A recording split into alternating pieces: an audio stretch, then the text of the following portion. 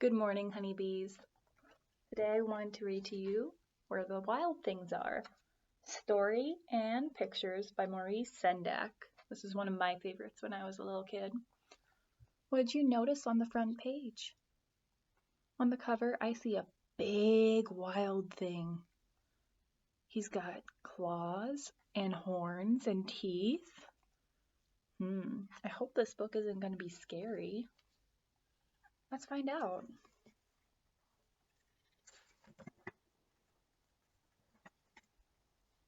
Where the Wild Things Are, Story and Pictures by Maurice Sendak. There's more wild things. And look, there's a little boy. He's got a crown, and he also has claws. I wonder if he's a wild thing too. The night Max wore his wolf suit and made mischief of one kind. Do you see? He's hammering a nail into the wall. I bet his mom didn't like that very much. And another. Oh no, he's chasing the poor dog. That's not very kind. His mother called him Wild Thing, and Max said, "I'll eat you up." And so he was sent to bed without eating anything. Oh, his stomach must have been so empty. Look at his face. He's frowning. He looks upset. That very night, in Max's room, a forest grew. Do you see the trees? There's trees by his bed and by his window. And it grew. What did you notice now? I see some bushes and I see some grass. And grew until his ceiling hung with vines and the walls became the world all around. Do you see? There's plants everywhere. There's grass and bushes and trees. And there's no ceiling or walls anymore. The ceiling and walls turned into the night sky. He's outside now.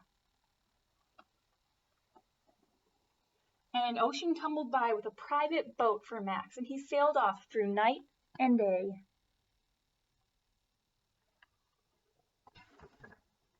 And in and out of weeks and almost over a year to where the wild things are. Look at Max's face right now. He looks kind of frightened. He noticed a wild thing in front of him. I wonder if the wild things are friendly.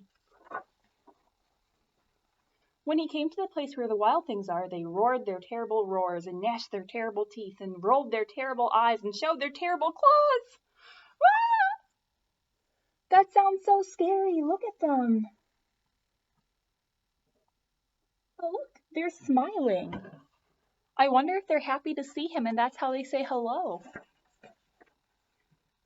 Max said, "Be still," and tamed them with a magic trick of staring into all their yellow eyes without blinking once. And they were frightened and called him the most wild thing of all. Do you see how he's scaring them? Because he had his eyes wide open and he didn't blink once. They thought that was a cool trick. They made him king of all wild things. And now, cried Max, let the wild rumpus start. He's got a crown and he has a scepter in his hand. That's what kings usually wear. They're bowing down to him because he's the king of wild things. What do you think a wild rumpus is? Let's turn the page and find out. Oh, I see. They're dancing in the moonlight. And they're swinging from the trees. And they're giving piggyback rides. That must be what a wild rumpus is. Now stop, Max said, and sent the wild things off to bed without their supper. And Max, the king of all wild things, was lonely and wanted to be where someone loved him best of all. Then, all around from far away across the world, he smelled good things to eat. So he gave up being king of where the wild things are.